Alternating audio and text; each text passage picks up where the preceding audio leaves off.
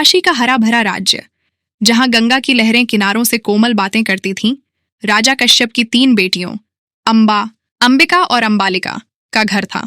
अंबा सबसे बड़ी, ऐसी सुंदर थी कि चांद भी उसकी तुलना में फीका लगता था। उसकी आंखों में सपने थे और हृदय में सौभा के राजा शल्व के लिए प्रेम। उसने स्वयंवर में शल्व को वरमाला पहनाने का सपना देखा था, एक ऐसा सपना जो उसके जीवन का केंद्र था। स्वयंवर का दिन आया और राजमहल फूलों और रेशम से सजा था। हवा में धूप बत्ती की खुशबू तैर रही थी। अंबा का हृदय धड़क रहा था, जैसे कोई पक्षी उड़ान भरने को तैयार हो।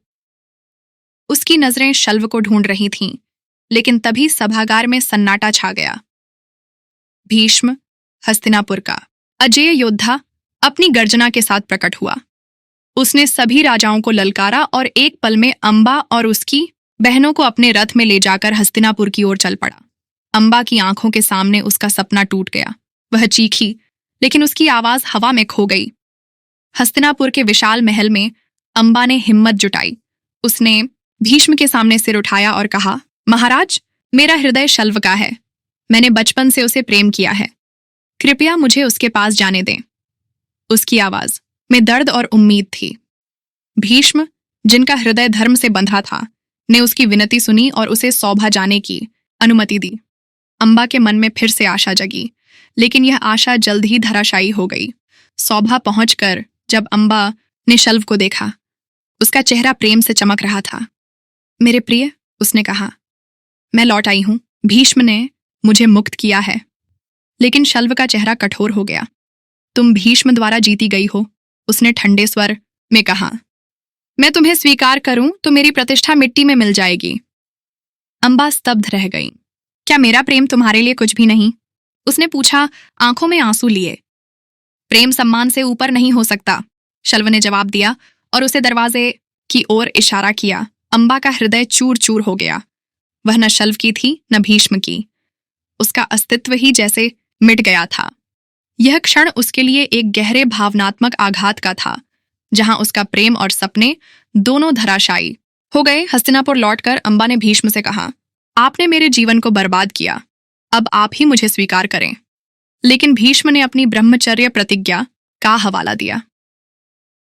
मैं विवाह नहीं कर सकता, उन्होंने कहा। अंबा के भीतर क्रोध की आग भड़क उठी।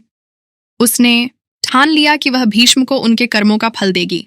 अंबा हस्तिनापुर छोड़कर यमुना के तट पर चली गई। वहां ठंडे पानी में खड़ी होकर उसने 12 वर्षों तक कठोर तपस्या की। उसने न भोजन लिया न विश्राम किया। उसकी देह कमजोर हो गई, बाल जटाओं में बदल गए, लेकिन उसकी आंखों में भीष्म के पतन का सपना चमकता रहा। राहगीर उसकी भक्ति देखकर चकित थे। कुछ ने भोजन की पेशकश की, लेकिन उसने केवल जल और वायु पर जीवन जिया। उसका एकमात्र लक्ष्य था भीष्म का अंत। उसकी तपस्या ने स्वर्ग को हिला दिया। भगवान शिव प्रकट हुए। उनकी आंखों में करुणा थी। मांग, वर मांग, उन्होंने कहा। अंबा ने दृढ़ स्वर में उत्तर दिया, मुझे अगले जन्म में भीष्म का वध करने की शक्ति दें। शिव ने मुस्कुराकर वरदान दिया। अंबा ने यमुना के किनारे एक चिता सजाई और उसमें कूद पड़ी। उसकी आत्मा प्रतिशोध की आग में जलती रही। अंबा का पुनर्जन्म हुआ पांचाल के राजा द्रुपद के यहाँ, शिखंडी के रूप में। उसे योद्धा बनाया गया, धनुर्विद्या में निपुण किया गया। उसका जीवन एक ही उद्देश्य से बंधा था, अंबा के अपमान का बदला। जब महाभारत का युद्ध शुरू हुआ, शिखंडी पांडवों के साथ कुरुक्षेत्र के मैदान में उतरा।